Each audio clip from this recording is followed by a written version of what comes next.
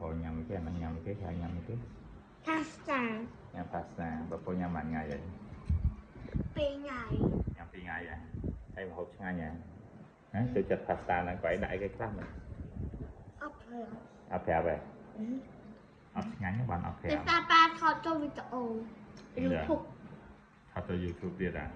តែចាប់ពី20ឆ្នាំ30ឆ្នាំក្រោយបងប្អូនចង់មើលវីដេអូហ្នឹងអត់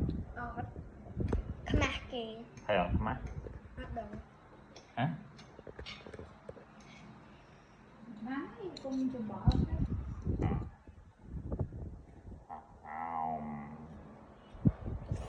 ឆ្ងាញ់អត់ឡើយ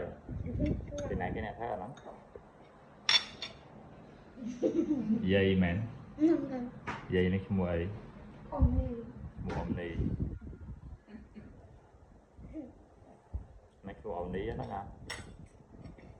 យាយនេះហ្នឹងមែនហ្នឹងហើយតែអ្នកញ៉ាំហ្នឹងឈ្មោះអីឈ្មោះផោហើយផោជាក្មេងខូចជាងគេឬក៏ជាក្មេងល្អជាងគេអត់ដឹងអត់ដឹងណាចប់